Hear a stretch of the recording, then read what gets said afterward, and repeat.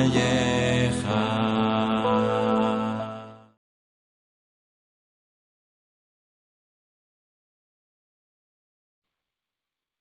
Muy bien, buenas tardes. Shalom everybody, shalom lekulam, paz y amor para todos los presentes. En esta ocasión vamos a continuar con esta serie de estudios sobre el libro de Juan. En esta ocasión vamos a tomar desde el comienzo del capítulo 15, verso 1. Para entrar en contexto, recordemos que el Maestro, el Mesías, ya sabe que ha comenzado todo este proceso de su sacrificio, está tratando de comunicarle todo esto que va a suceder a sus discípulos y aún a todas las personas que están allí escuchando sus mensajes, en algunos casos, algunos de ellos para aprender, para seguirlo porque le han creído, otros para buscar en qué pueden equivocarse las palabras del Mesías para acusarlo y de alguna manera tener argumentos contra él. Ya el Mesías en los capítulos anteriores ha hecho una cena con sus discípulos. Igualmente ya también entró a Jerusalén y fue aclamado con palmas como cuando viene un rey. En aquella ocasión el pueblo que estaba allí lanzaba estas aclamaciones. Hosanna, Hosiana, bendito el que viene en el nombre de Yahweh. Así que ese es el contexto. En este momento el maestro está enseñándole a sus discípulos con fin de que ellos tengan un entendimiento bien afianzado en su labor, en su persona y en esta tarea que él está haciendo de manera especial, tratando de que ellos entiendan quién es él y por qué está sucediendo esto. Muy bien, vamos a resaltar el verso 1 del capítulo 15 de Juan. Nos dice aquí, perdón, Juan 15:1 nos dice, yo soy la vid verdadera y mi padre es el labrador. Nuevamente, a través de todo el recorrido que hemos hecho por este libro de Juan, hemos observado que el maestro siempre se está definiendo como el enviado, como una persona que depende de su propio padre. Aquí el maestro se está definiendo como que él es la vid verdadera y el padre es el labrador. ¿Qué nos indica esto? Que son dos personas con unas funciones totalmente definidas e independientes. Una persona que es la vid y otra persona que cultiva esa vid, que la cuida, que la sembró, que la produjo y que espera que esa vid produzca frutos.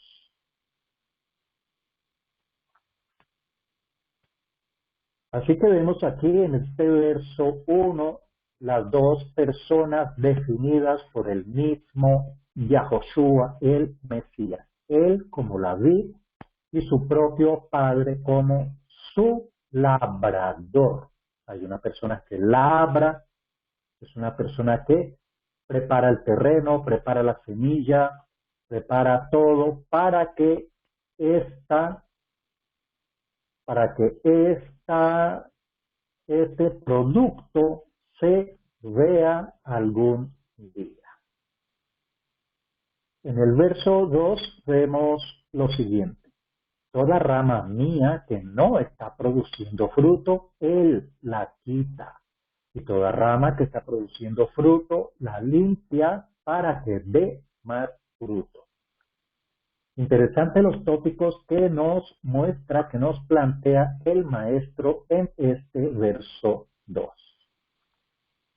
Entonces, esta vid tiene unas ramas. Una vid tiene unas ramas y cada rama espera que produzca fruto. Y él es el conjunto de todas estas ramas. La vid, la viña, es el conjunto de todas sus ramas, con una sola raíz.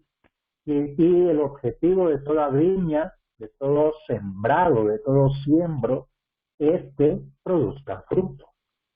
Así que tenemos aquí al maestro con muchas ramas y esas ramas tienen que producir fruto. De lo contrario, una rama que no produce fruto es retirada del tronco, retirada del cuerpo principal de la viña. Toda rama que está produciendo fruto, por el contrario, es cuidada, es limpiada, es consentida, es arreglada, es abonada para que dé más fruto. Así que aquí hay dos condiciones. Una, dar fruto o no dar fruto. La rama que no da fruto es retirada del árbol, retirada de la viña. La rama que sí da fruto, entonces, por el contrario, no solamente se mantiene agarrada del tronco principal y de su raíz, sino que además es sujeta de una limpieza. Y mientras más se limpia y mientras más produzca fruto, más fruto produce. Así que una rama que está produciendo fruto es limpiada, es sometida a un proceso para que mejore su fruto y para que dé más. Observemos aquí algo interesante, que el verbo está en presente continuo. Tengamos en cuenta siempre la forma en que nuestro maestro habla y nos enseña. Está produciendo en este momento y sigue produciendo. Y si sigue produciendo, significa que va a seguir produciendo en el tiempo siguiente. Es un presente que continúa hacia adelante. Produce y sigue produciendo y producirá. Pero la rama que no está produciendo en este momento, en este presente, va a ser retirada. ¿Por qué? Porque una rama, precisamente, el objetivo de una rama es precisamente que dé fruto. Y si no da fruto, ¿qué pasa con una rama que no da fruto en un cultivo? Una rama que da fruto simplemente está quitándole el alimento a las demás ramas, está dándole sombra a las demás ramas, no permitiendo que el sol le dé la energía a las demás ramas para que estas ramas produzcan en una mejor situación. Así que esta rama que no produce fruto debe ser quitada porque estorba y evita que las demás ramas produzcan mejores frutos, porque son como un obstáculo para su crecimiento, estas ramas que no producen fruto. Toda esta enseñanza nos las trae el maestro en este verso 2. Ahora él dice, mías, estas ramas mías, ya son las ramas de él. No son las ramas del vecino o las ramas de otra persona o las ramas de alguien que tomó el lugar de él. Son sus ramas, son las de él, las que le pertenecen a él. Y él las sostiene allí. Estas ramas que están produciendo fruto en un presente continuo son sujetadas a una limpieza, a un tratamiento especial para que den más fruto. Queda entonces comprendido el mensaje de nuestro maestro en este verso 2, una hermosa figura basada en la naturaleza, en el campo, en una hacienda donde se producen viñas con el objetivo de que den fruto. Ese es el estilo de enseñanza de nuestro maestro. Es una enseñanza basada en unas comparaciones, en unas alegorías y en unas parábolas que manejan objetos cotidianos de la vida cotidiana de las personas con el fin de que, como están familiarizados con estos elementos, les sea más fácil comprender el mensaje. Y vamos al verso 3. Ya ustedes están limpios por la palabra que les he hablado. Interesante también esta frase. Muy bien. Este verso 3, por supuesto que cuelga, depende del verso 2. En el verso 2 el maestro nos está diciendo que esas ramas que sí producen fruto son limpiadas para que den más fruto. Y vamos a ver de qué manera son limpiadas estas personas, estas ramas. Lo dice el maestro en el verso 3, estas ramas son limpiadas por medio de la palabra. Así que la palabra es lo que limpia las ramas para que den más fruto. ¿Y qué palabra es esta? ¿Qué palabra hablaba el Mesías? ¿Qué palabra nos enseñaba el Mesías? Ninguna otra que la de su propio Padre, como lo hemos visto en todo este libro de Juan. Él no vino a hablar sus propias palabras, él vino a hablar las palabras de su Padre. Así que está muy claro, este tema de la palabra es la que limpia. ¿Por qué? Porque la palabra nos libera, nos da paz, nos da shalom cuando logramos quitarle de encima toda esa oscuridad, toda esa basura, todo eso que no servía. Había que cortar esas ramas para limpiar todo ese entendimiento que teníamos de la palabra, para que la palabra quede totalmente desligada de viejas doctrinas y de viejas enseñanzas y quede la palabra pura, sagrada, diáfana, transparente, que a su vez a nosotros nos limpia. Y de esa palabra nos habló el Mesías, Yahoshua, esa palabra que no es otra que la palabra de su propio Padre. Y el Mesías nos sigue hablando con esta simbología, con esta comparación acerca de la vid y la viña. Vamos a verlo en el verso 4. Nos dice: permanezcan en mí y yo en ustedes. Como la rama no puede llevar fruto por sí sola, sino permanece en la vid, así tampoco ustedes, sino permanecen en mí. Yo soy la vid, ustedes las ramas. El que permanece en mí y yo en él, este produce mucho fruto, pero separados de mí, nada pueden hacer. Una hermosa comparación maneja el maestro aquí. Nos empezó el maestro a hablar de la vida en el verso 1. Y aquí el maestro nos afirma nuevamente que él es la vid verdadera. No hay otra vid. Si hay otra vid, no es la verdadera. La verdadera vid es la de este Mesías que nos está hablando aquí. Tenemos que identificar a esta persona que nos está hablando. ¿Quién es? ¿De dónde viene? ¿Qué viene a enseñar? ¿Qué es lo que habla? ¿Cuál es su objetivo? ¿Qué es lo que nos dice? ¿Cómo se expresa? ¿Qué nos está enseñando? Para poderlo identificar. Y él nos presenta esta comparación para que tengamos claro qué representa él para cada una de estas personas que se convierte en sus ramas. Lo vemos aquí en el verso 5. Yo soy la vid, ustedes las ramas. Así que él es la vid, y esta frase la vemos en el último capítulo del libro de Revelación, que nos dice: yo soy la vid, el linaje de David. Puede consultarlo en este momento.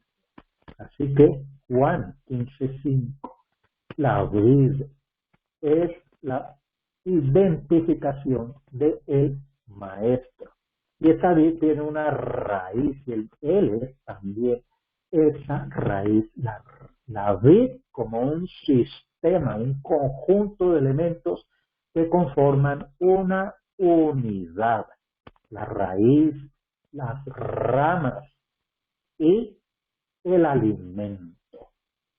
¿Con qué se limpia esa vid? Se limpia con la palabra, el verdadero alimento de esta vid.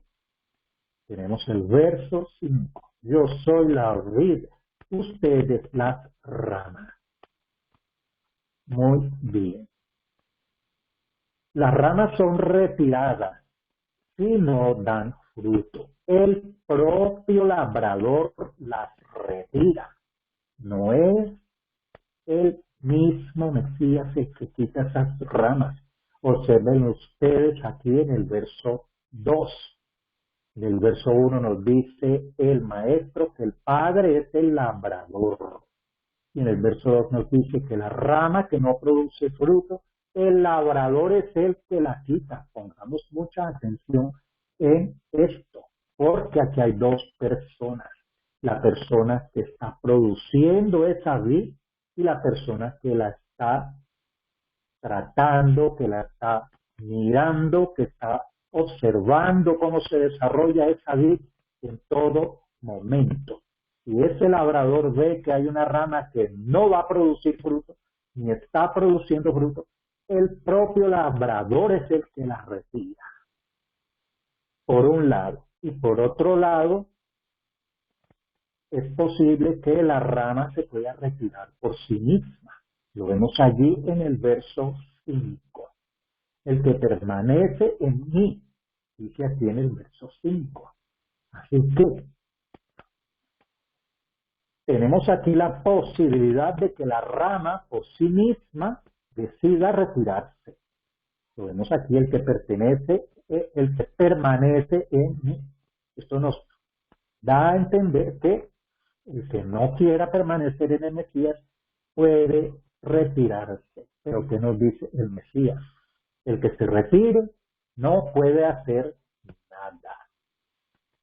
Se convierte igualmente en una rama que no produce fruto. El que se retira del Mesías es como si el mismo labrador la retirara, pero no por sí mismo, sino por voluntad de la propia rama que se quiso retirar.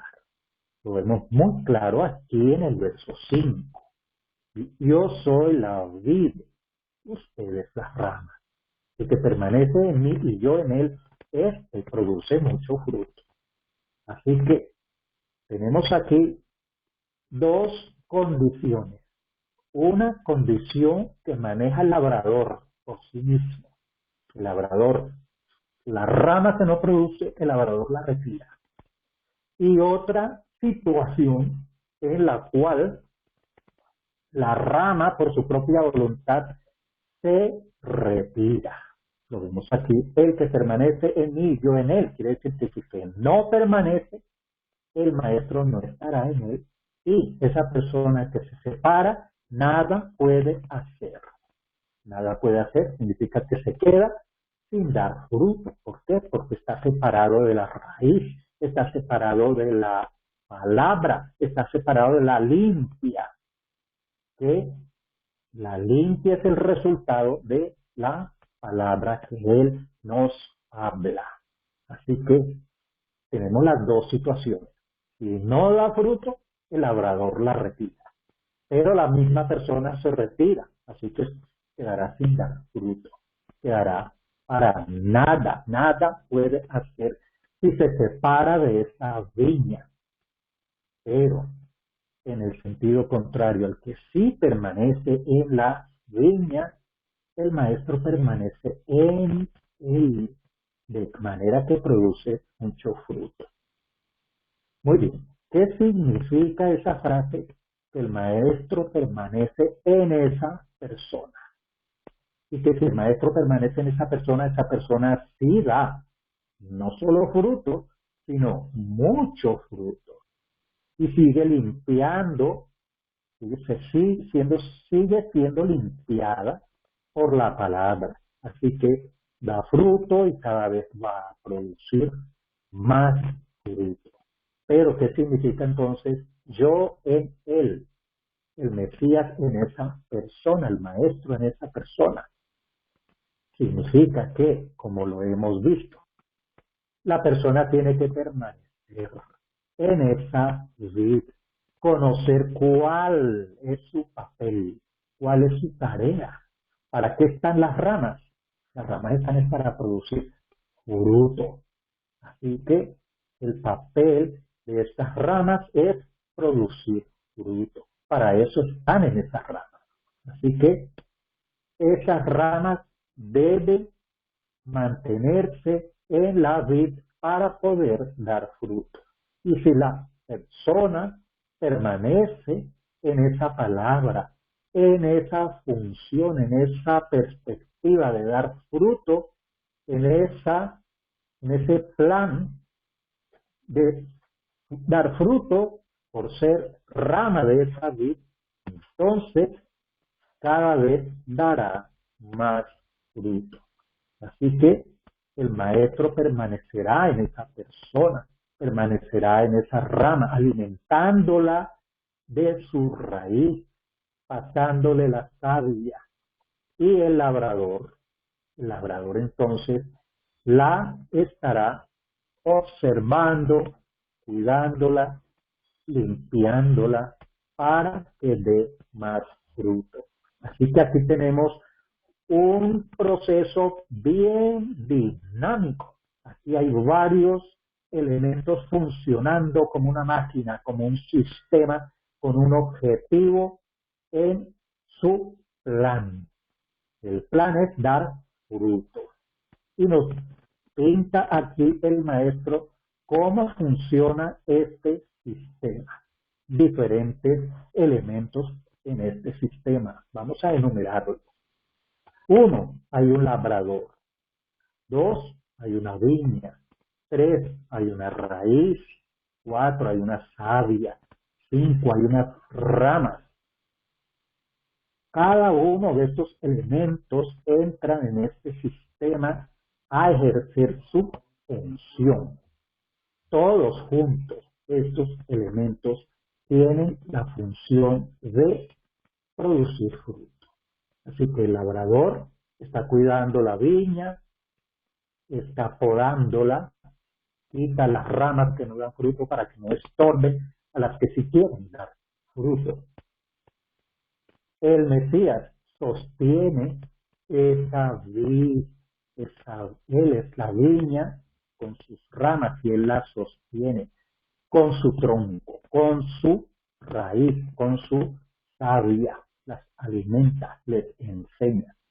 Y cada rama debe tomar todos esos elementos, producir sus propias hojas, producir sus propios frutos y seguir adelante con el plan, mantenerse agarrados, atados al tronco principal de la viña para que den fruto. Y el maestro nos explica que en el caso de que una rama decida no permanecer allí, simplemente dejará de dar fruto, porque solamente se da fruto cuando el maestro, el Mesías, está a cargo de esa rama y esa rama está siendo supervisada por el labrador. Así que una hermosa alegoría, simbolismo, parábola que nos presenta el Mesías en este capítulo 15 del libro de Juan. Vamos ahora a Juan, capítulo 15, verso 6. Y vamos a ver en los dos casos, el que permanece y el que no permanece, como ya lo había anunciado el maestro en los versos anteriores. Si alguien no permanece en mí, lo echan fuera y se seca, como las ramas que las recogen y las echan en el fuego y las queman. Aquí estamos viendo la comparación. Cuando el maestro dice como las ramas, ya está manejando la comparación. La partícula como nos está indicando que hay una comparación.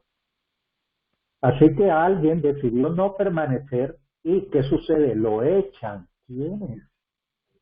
Hay alguien o algunas personas que tienen la facultad, la autoridad de echar fuera esas ramas que no producen fruto.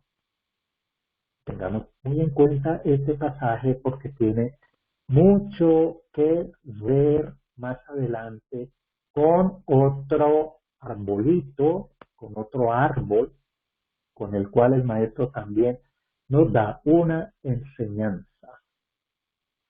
Aquí estamos viendo entonces que esa rama que no permanece en el Mesías, la echan fuera. Y hemos visto quiénes son los que están encargados de la viña. El Mesías sosteniendo la viña y el labrador.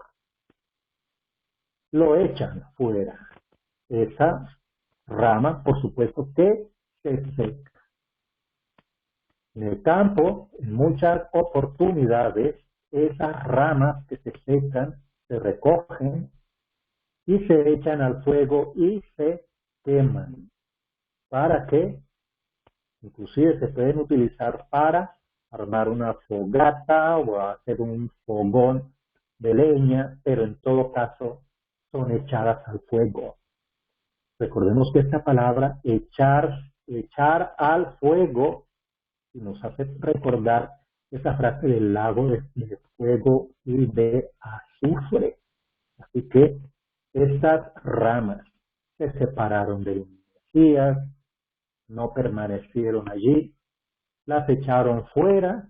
¿Y cuál fue la consecuencia? No dan fruto, no sirven para nada, las echan en el fuego y las queman. Pero vamos a ver ahora lo contrario. ¿Qué sucede con las ramas que sí permanecen en él? Y nos habíamos preguntado hace unos momentos qué significa permanecer en él. Lo habíamos visto en el verso 5. Vamos nuevamente allí al verso 5. El que permanece en mí y yo en él. Entonces lo vemos nuevamente aquí en el verso 7. Si permanecen en mí. Aquí están entonces la parte en positivo. Los que sí permanecen en él y las palabras permanecen en ellos. Aquí hay dos condiciones. Hay una letra I que nos está uniendo dos factores. Uno, permanecer en él. Y dos, que la palabra que él nos está enseñando permanezca en nosotros o en ellos, en este particular, a las personas a las que el maestro les está hablando. Verso 7. Si permanecen en mí y mis palabras permanecen en ustedes. Dos condiciones unidas con la letra I. ¿Cuál es la prerrogativa, la ventaja de estas personas que permanecen en el Mesías y sus palabras permanecen en ellos? Que ellos tienen una gran ventaja, lo vemos aquí. Pidan lo que quieran y se les concederá. Pidan lo que quieran y se les concederá. Tenemos que tener cuidado con esta frase. No es pedir la bicicleta que me gustó tanto ayer cuando estuve en el mall o cuestiones por el estilo. Pidan lo que quieran y se les concederá. Esto nos hace recordar un pasaje en el que el maestro nos enseña y nos dice una frase que también ha sido de grande confusión por las malas interpretaciones. El maestro nos dice, al que tiene, ¿cómo es? Al que, al que no tiene, se le dará más. Y al que tiene lo poco que tiene, le será quitado. Parafraseando una de las enseñanzas de nuestro maestro. Igualmente, cuando el maestro nos dice que pidamos, tenemos que discernir qué es lo que vamos a pedir. Y la sugerencia es que el maestro conoce, el Todopoderoso conoce, y en el cielo entero se conoce nuestra situación de cada uno. Así que tenemos que estar muy atentos de cuáles son los deseos de nuestro corazón. Muy bien, volvemos entonces al verso 7 y nos dice, y permanecen en mí y mis palabras permanecen en ustedes, pidan lo que quieran y se les concederá. Y en el verso 8 nos dice el maestro, nos está hablando, le está hablando a sus discípulos que estaban en esos momentos frente a él en esta reunión.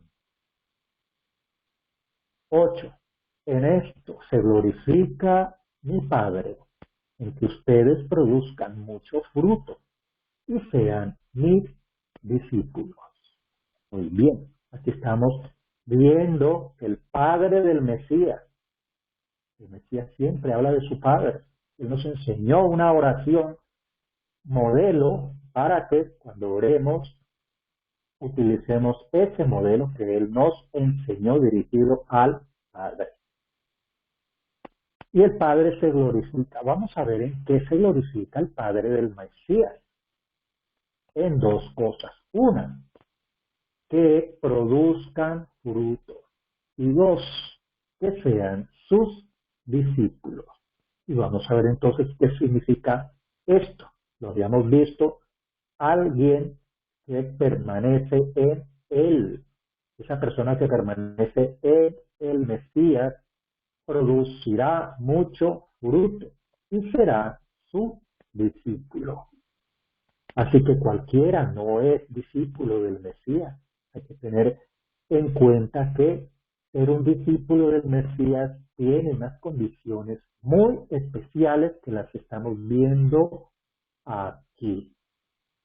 Igualmente, estas personas tienen unas prerrogativas muy especiales. Estas personas que permanecen en el Mesías producen mucho fruto y son sus discípulos. ¿Qué es producir mucho fruto? ¿Qué es? Ya sabemos que una vid puede producir poco fruto, una rama puede producir poco fruto o mucho fruto.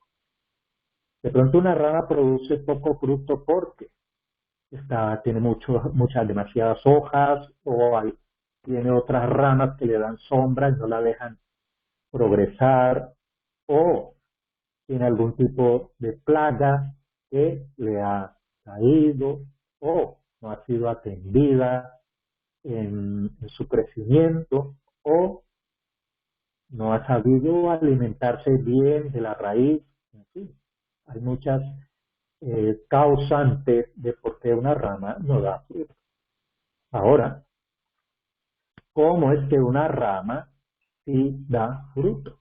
Y el maestro sigue utilizando la viña para enseñarnos acerca de dar fruto.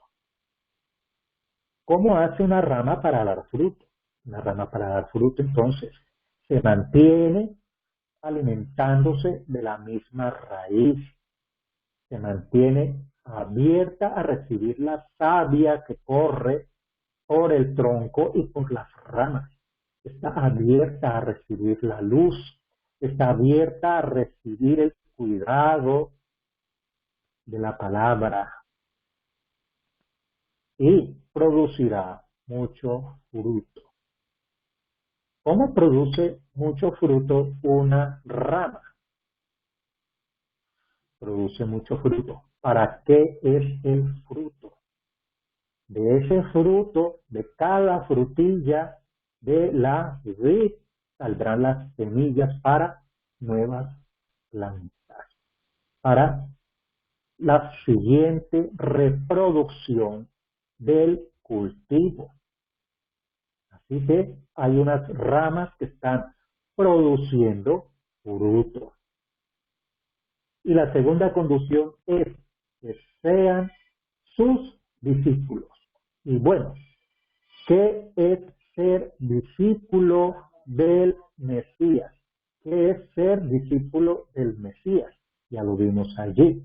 Es permanecer en él, estar atento de sus palabras. Estas palabras son las que limpian, las que alimentan, las que dirigen el transcurrir la vida de cada rama.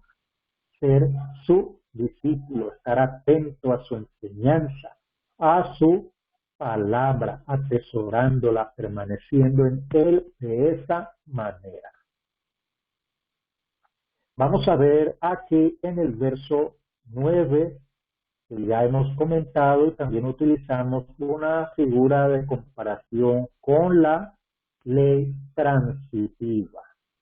La ley transitiva. Aquí tenemos tres elementos en el verso 9. El Padre que ama al Hijo, el Hijo que ama a sus discípulos y los discípulos que permanecen en ese amor. Textualmente viene el texto como sigue. Como el Padre me amó, también yo los he amado. Permanezcan en mi amor. Como el Padre me amó. El Padre siempre amó al Maestro, el Mesías, para que ese amor fuera reflejado del Mesías hacia su pueblo, hacia sus discípulos. Tanto fue así que él dio hasta la vida por sus amigos, por estos discípulos, por estos que creyeron en él, por estos que permanecen en esa rama.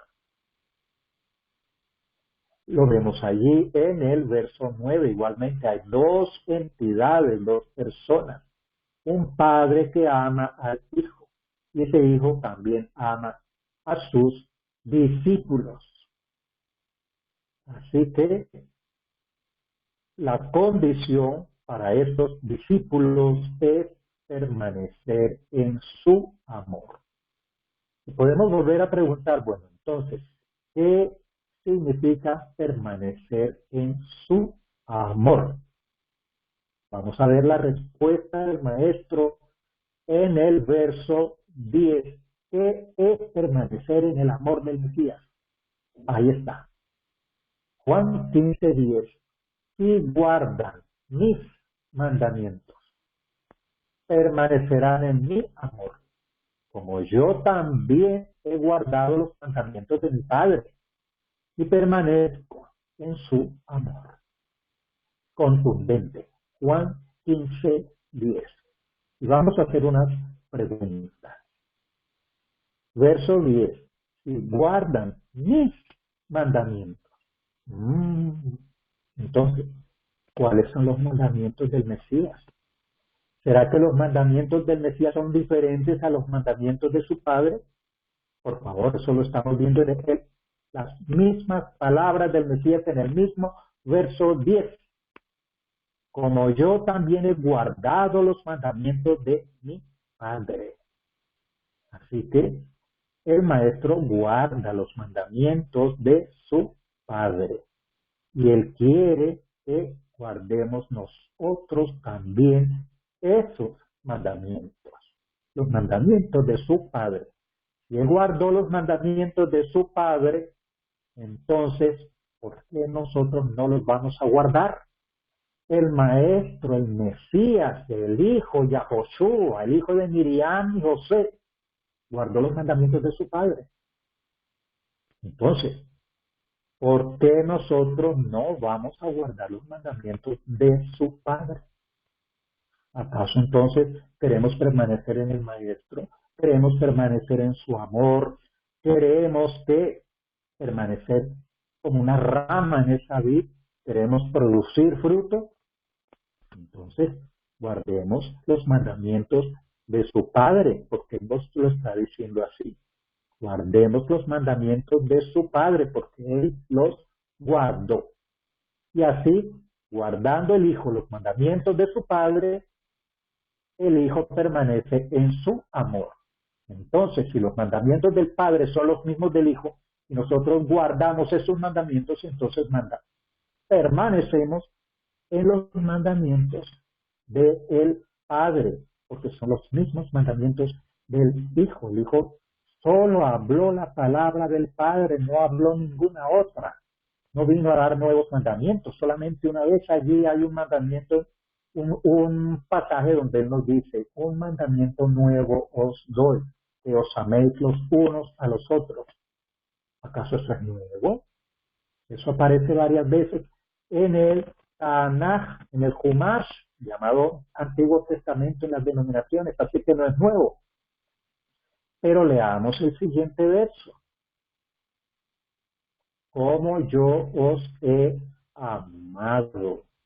Entonces, no es un mandamiento nuevo, es el mismo mandamiento, pero llevado a un extremo mucho más crítico. Él dio hasta su vida por nosotros. Entonces, el Maestro guardaba los mandamientos de su Padre y él de esa manera permanece en el amor del Padre. Entonces guardemos nosotros los mandamientos del Hijo también, porque el Hijo guardó los mandamientos de su Padre, son los mismos, no son ningún otro. Entonces eso está ahí muy claro. En nuestro sitio tenemos un estudio al respecto, los mandamientos del Padre o los mandamientos del Hijo, se llama así el video, así que los invitamos al sitio regresandolasraíces.org. Muy bien, podemos seguir al verso siguiente. Nos dice Juan 15:11. Les he hablado estas cosas para que mi gozo esté en ustedes y su gozo sea completo. Les he hablado estas cosas para que mi gozo esté en ustedes y su gozo sea completo.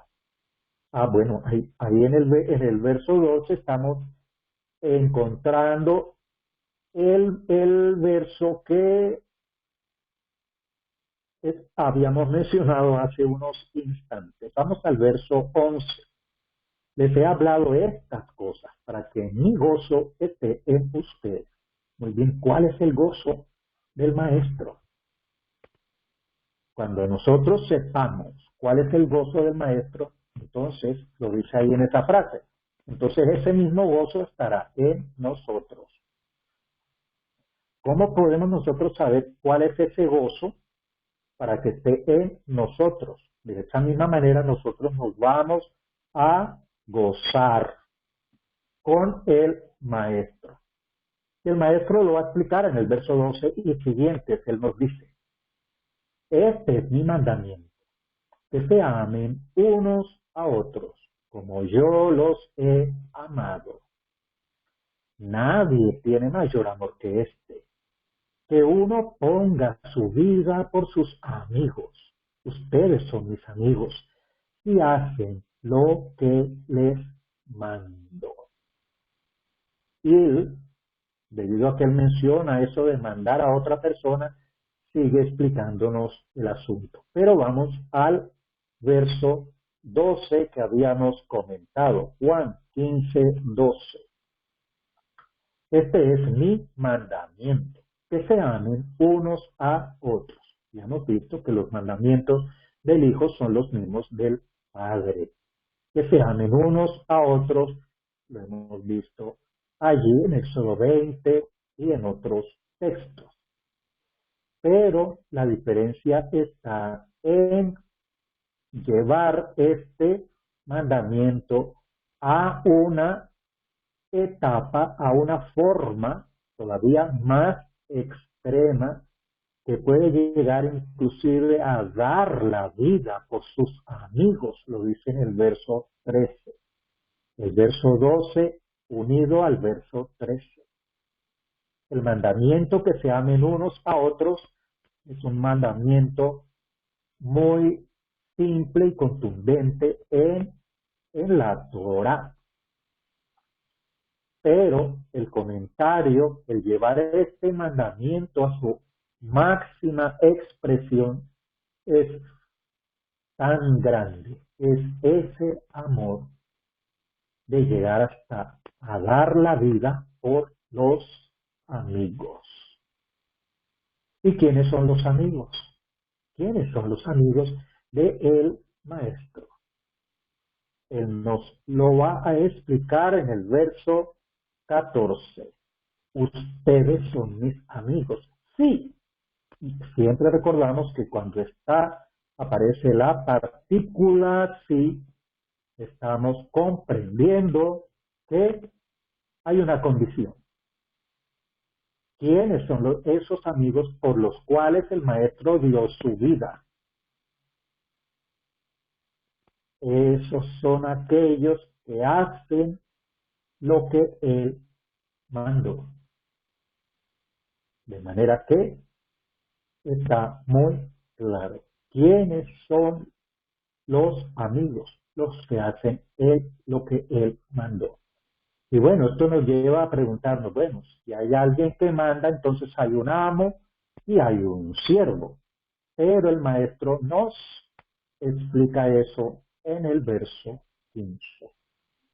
Juan 15:15 nos dice, ya no los llamo más siervos, porque el siervo no sabe lo que hace su amo, pero los he llamado amigos porque les he dado a conocer que todo lo que oí de mi Padre, claro y contundente. Así que Él manda a hacer algunas cosas, sus enseñanzas, para que el Padre se glorifique y estos amigos den fruto. Pero hay una condición para que estos amigos permanezcan en el Mesías y continúen dando fruto. Que esos amigos hagan lo que Él mandó, no como si Él fuera un patrón, como si fuera el amo, porque Él va más allá de eso. Para el Maestro, esas personas son los amigos. ¿Por qué? Porque el Maestro considera que esas personas son sus amigos.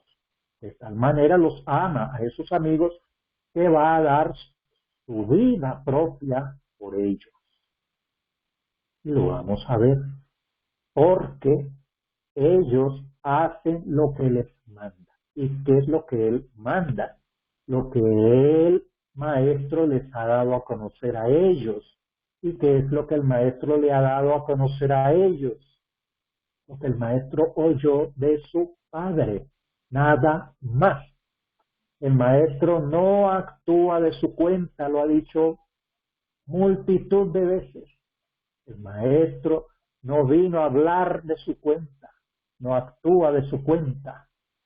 El Maestro nos dio a conocer, nos da a conocer, nos está dando a conocer lo que oyó de su Padre.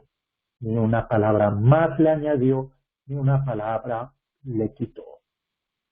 El Maestro en el estado más excelso de la obediencia.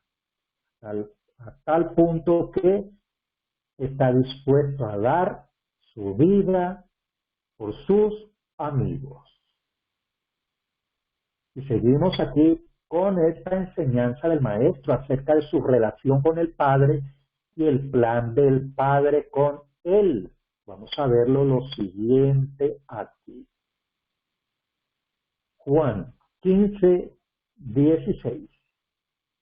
Ustedes no me escogieron a mí. Más bien, yo los escogí a ustedes y los he puesto para que vayan y produzcan fruto y para que su fruto permanezca, a fin de que todo lo que le pidan al Padre en mi nombre, Él se los conceda. Vamos a ver frase por frase porque es importante que tengamos en cuenta cada tópico aquí en este tema. Empecemos con: ustedes no me escogieron a mí, más bien yo los escogí a ustedes. Tengamos en cuenta esto siempre.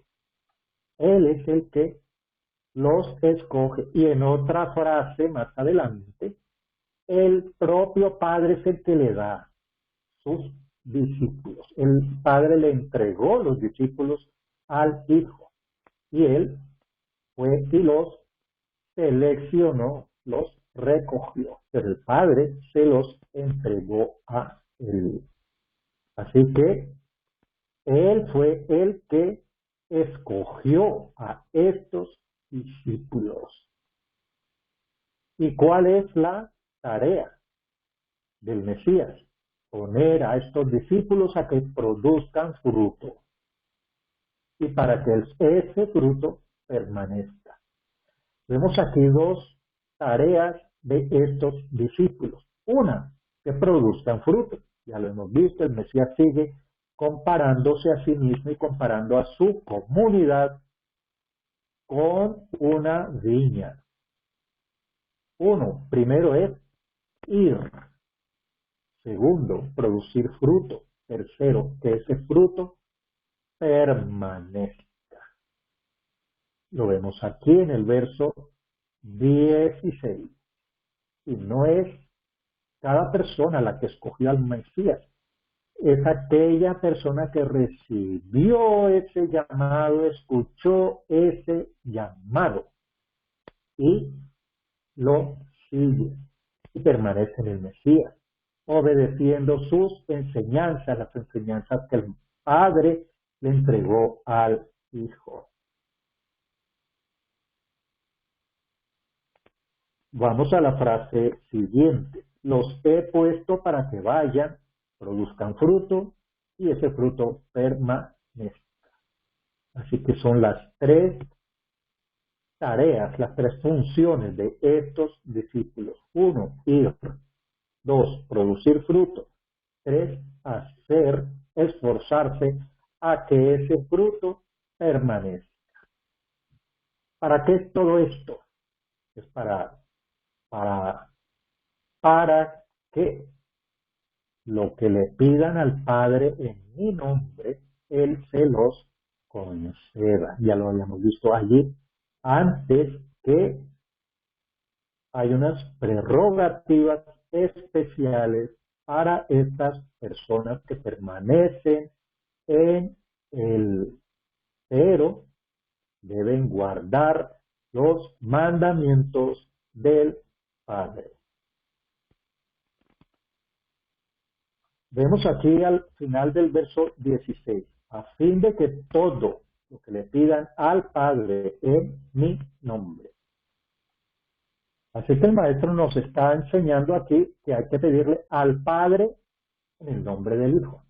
Son dos personas distintas, cada uno con su ámbito de autoridad, su ámbito de trabajo, su lugar de trabajo, sus funciones, sus tareas, su plan, su autoridad, cada uno con lo suyo. en lo suyo y para lo suyo. Aquí tenemos aquí que lo que se pida al Padre es y debe hacerse en el nombre de el Hijo.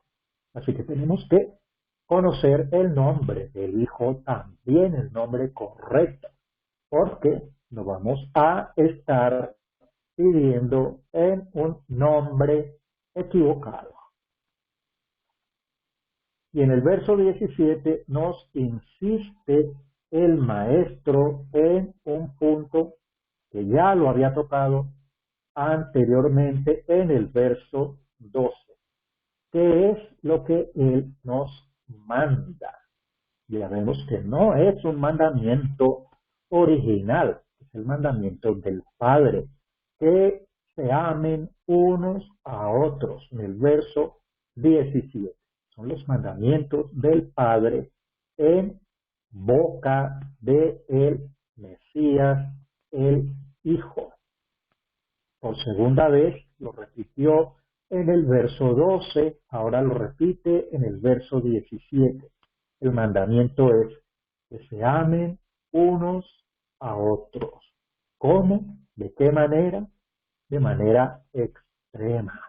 Porque Él nos amó a tal punto que dio hasta su vida por sus amigos. Así que eso es lo que el Mesías quiere, que ese amor de los unos a los otros sea ese amor fuerte, firme, sincero, con todas las características que nos menciona el discípulo Shaul en alguna de sus cartas. Y vamos a ver la enseñanza del maestro en el verso 18. Nos dice, si el mundo los aborrece, sepan que a mí me aborreció antes que a ustedes. Muy bien. Ya está el maestro aquí anunciándonos, preparándonos psicológicamente para lo que va a venir en aquellos momentos y en los siguientes. El verso 18 es una advertencia, pero también un consuelo. Un consuelo, ¿por qué? Porque el mundo aborreció también al maestro antes que nosotros. Y él más adelante nos anuncia también que el mundo también los va a aborrecer a ellos. Y empieza entonces el maestro a marcar una diferencia entre estos, los cuales se llama sus amigos. Y ya hemos visto por qué son sus amigos. Son aquellos que no fueron escogidos por el maestro, le fueron entregados por el Padre y él los escogió. Son esas personas que se mantienen en el Mesías, firmes en su enseñanza, que no es otra que la enseñanza del mismo Padre, que están allí para ir, para dar fruto y para que ese fruto permanezca. Esos son los amigos del Maestro. Y empieza a mostrar una circunstancia que tal vez ellos en ese momento no lo comprendieron, pero más adelante sí, si lo hubieran comprendido, no se hubieran comportado como se comportaron en esos momentos difíciles y críticos. Más adelante sí lo entendieron. Vamos al verso 19 y nos dice, si ustedes fueran del mundo, el mundo los amaría como suyos, pero ya no son del mundo, sino que yo los escogí del mundo. Por eso el mundo los aborrece. Un verso 19 en el que el maestro define la posición de estos a los cuales él llama sus amigos. Son sus discípulos, los que permanecen en él. De manera que si estas personas se mantienen firmes como una rama que da fruto en esa vid, en esa viña, entonces nos está mostrando el Mesías aquí lo que sucede con ellos. Es como si ellos se apartaran del mundo. Y recordemos que la palabra apartado en el hebreo nos lleva a la palabra santo.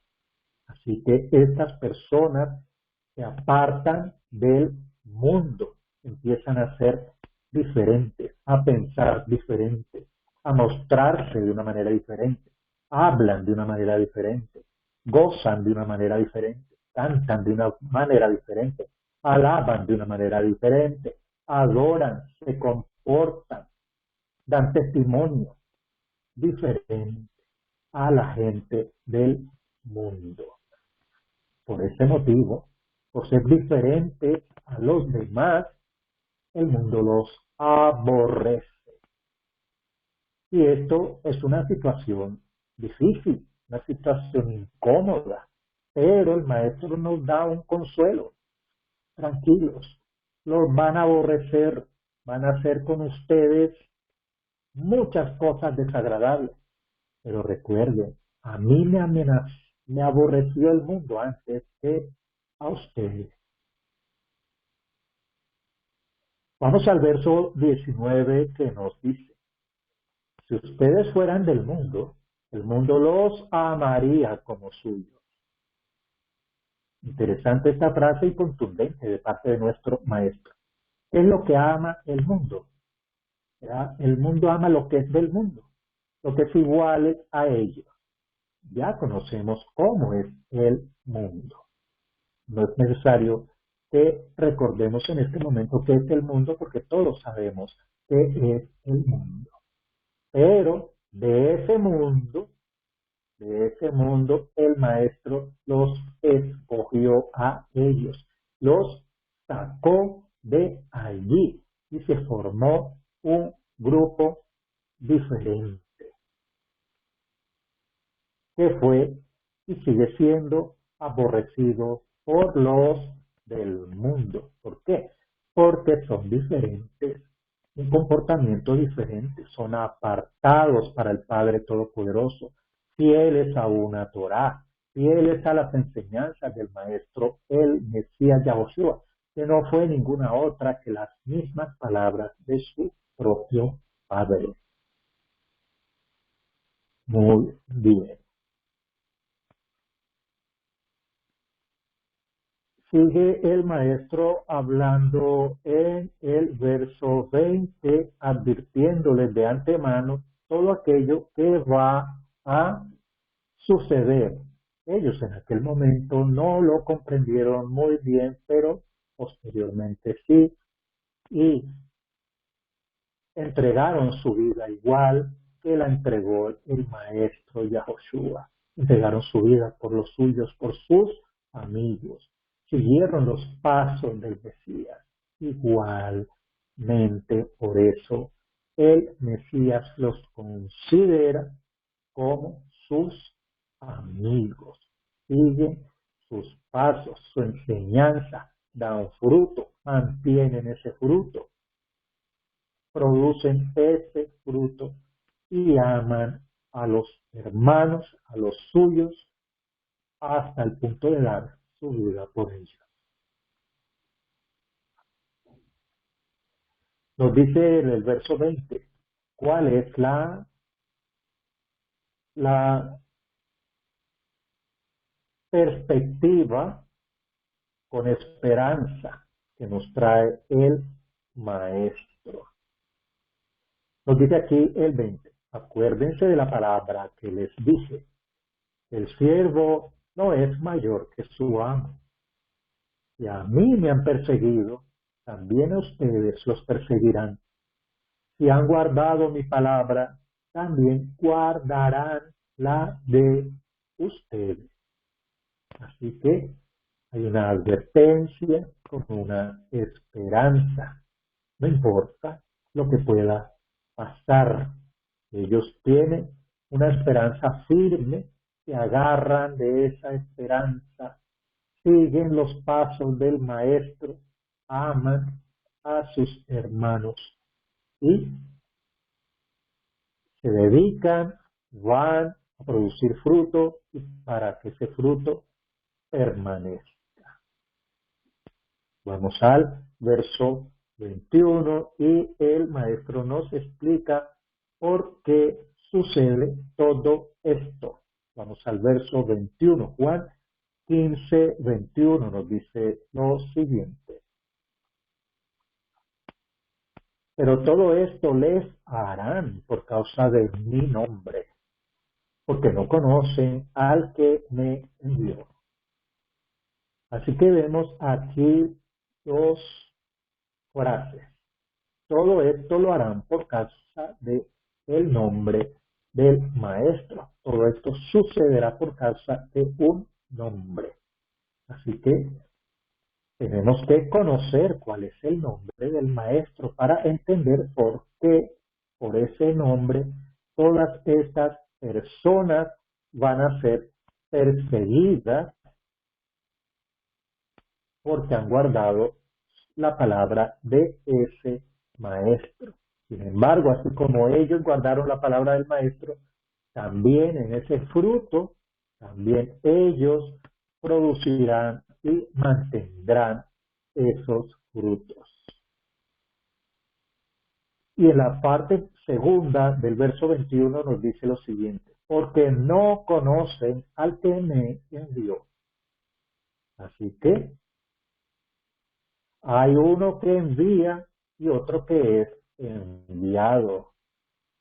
Uno que es el mayor y otro que es ese siervo. El maestro siempre está estableciendo esa diferencia, esa frontera entre las dos personas.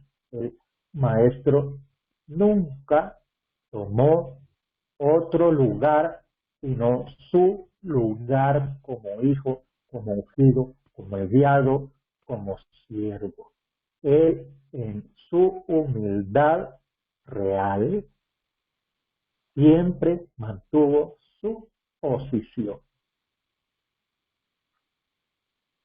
Y ahora vemos el verso 22 que nos dice lo siguiente. Si yo no hubiera venido ni les hubiera hablado, no tendrían pecado.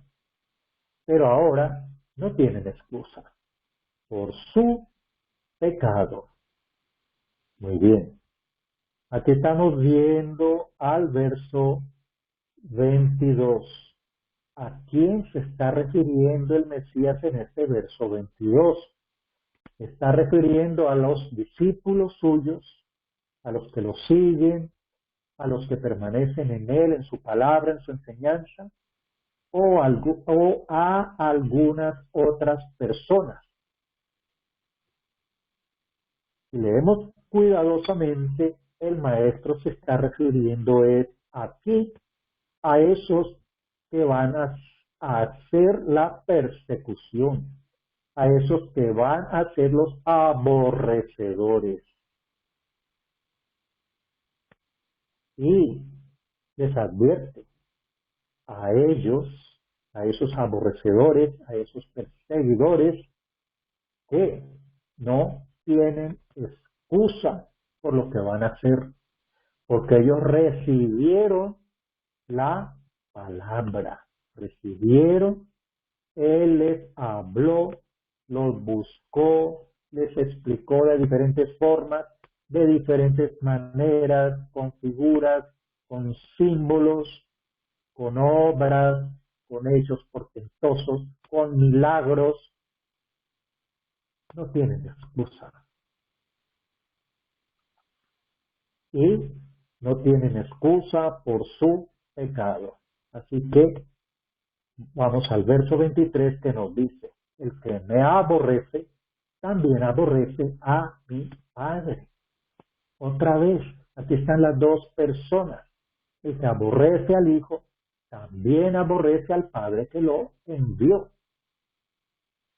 Y vamos al verso 24 que aquí nos confirma el maestro ¿A quién se está refiriendo en estas palabras?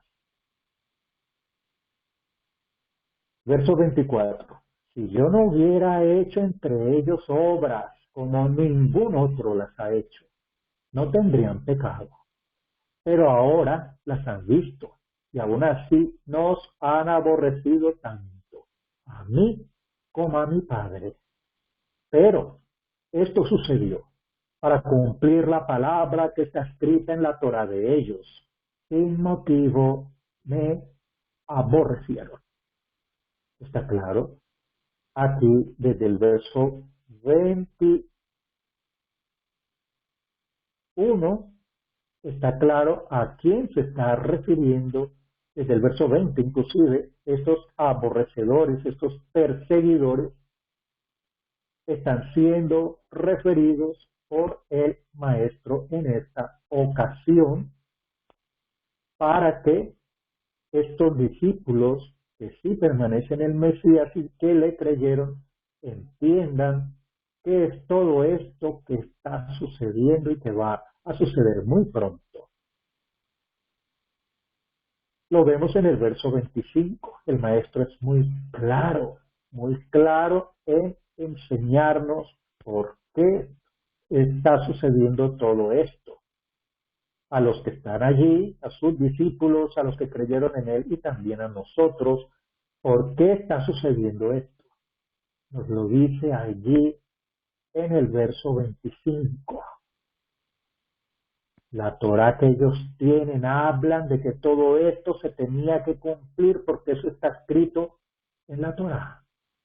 Textualmente dice así, pero esto sucedió para cumplir la palabra que está escrita en la Torá de ellos. Así que todo esto que está sucediendo estaba relatado, estaba narrado, estaba anticipado, estaba mostrado, estaba profetizado en la Torá y los profetas. Por eso más adelante el maestro nos dice que todo se cumplió tal cual como estaba allí escrito y profetizado. Todo estaba escrito allí. Todo esto sucedió, dice el maestro, con sus propias palabras. Vamos a ver qué dice en otra versión. Correcto. Inclusive hay una referencia al Salmo 35. Vamos a tomarnos un tiempito para buscar el Salmo 35 en esta referencia que tenemos aquí. Vamos a ver quién lo encuentra primero.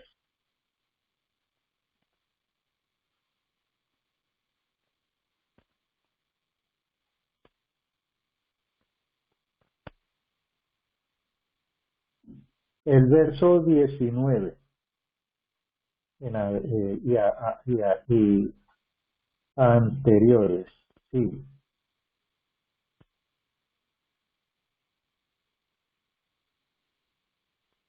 No se alegren de mí los que sin causa son mis enemigos, ni los que me aborrecen sin causa.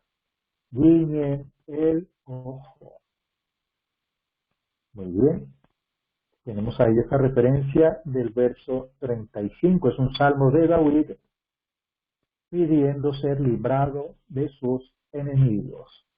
Sin embargo, vale la referencia en este momento. Muchos de los salmos escritos por David son mesiánico-proféticos. Mesiánico en el sentido de que hablan del Mesías.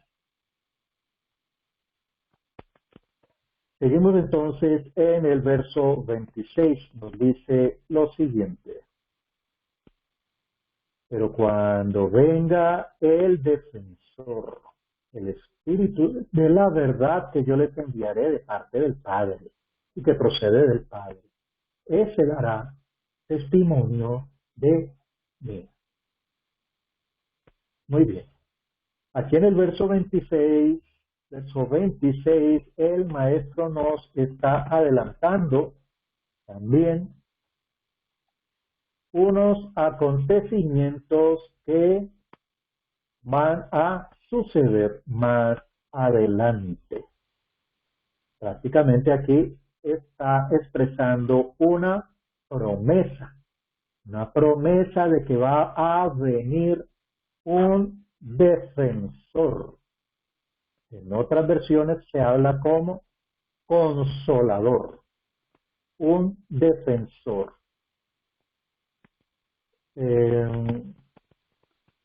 Interesante que aquí se está hablando de un defensor. ¿Por qué?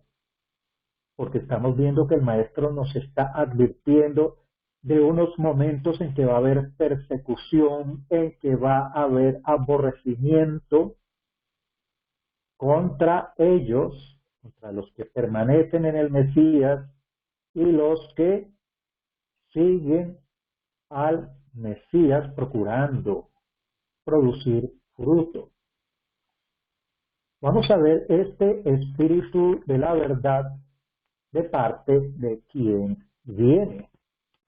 Y el maestro nuevamente es muy claro en definir que hay dos autoridades, cada una con sus funciones diferentes. Aquí está el Padre, es el que provee de ese espíritu. Ese espíritu procede del Padre. Lo vemos en el verso 26. Por favor, siempre pongamos atención en cada frase, en cada palabra. Simplemente el Mesías es el enviador, el mensajero de ese espíritu que viene del Padre. El Mesías, el Hijo, intercede, interviene, intermedia en ese espíritu que viene del Padre. Y ese espíritu dará testimonio de él y también los que lo reciban también testificarán. Porque, nos dice el verso 27, ustedes también testificarán porque han estado conmigo desde el principio. Así que estamos viendo en este capítulo 15 varios tópicos, varios temas diferentes. Primero, el maestro nos ha indicado quiénes son sus discípulos, quién los proveyó, cuál es la tarea de esos discípulos. Igualmente, el maestro les advierte que así como él fue objeto de persecución y de aborrecimiento, ellos también tendrán que soportar estas circunstancias por su nombre. Otro de los aspectos que hemos visto en esta lectura es la diferenciación entre el Padre y el Hijo, cada uno en su ámbito de trabajo y de función. Y por otro lado termina este capítulo 15 con esta promesa. A pesar de estas persecuciones, ellos testificarán de el Mesías y recibirán el Espíritu que les indicará, que les terminará de explicar, les abrirá el entendimiento y podrán así ellos dar testimonio de el Mesías y empezarán entonces a entender todos estos detalles de todos estos acontecimientos que están sucediendo, que sucedieron y que seguirán más adelante en la lectura de este libro de Juan. Muy bien, terminamos así esta lectura con comentarios del capítulo 15 del libro de Juan. Le damos todo agradecimiento al Todopoderoso de Israel por habernos dado la vida, habernos mantenido con vida hasta este momento en un mundo tan peligroso, rodeados de peligros grandes y pequeños, pero estamos con la seguridad de que el Todopoderoso de Israel, el Todopoderoso Yod-Heh-Wav-Heh, el Todopoderoso de Abraham, de Isaac y de Jacob, está en control. Todo tiene un plan, todo tiene un sentido, todo tiene un objetivo y todo será revelado, cada cosa en su debido momento. Al Todopoderoso de Israel, toda alabanza, adoración por los méritos del Mesías Yahoshua. Los invitamos a nuestro sitio de YouTube como Asamblea Israelita Nazarena. Igualmente, con ese nombre nos puede buscar en Facebook y en Twitter y en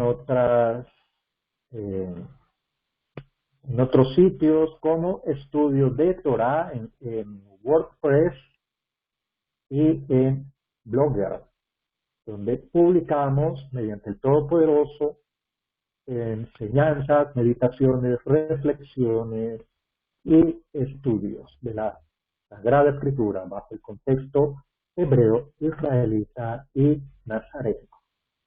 Para la ciudad santa de Jerusalén, clamamos por paz, sabiduría para los gobernantes de Israel y para el pueblo de Israel, arrepentimiento por los méritos del Mesías Yahoshua. Amén. Muy agradecidos por su compañía, por su atención, por su presencia en esta oportunidad. Shalom, shalom.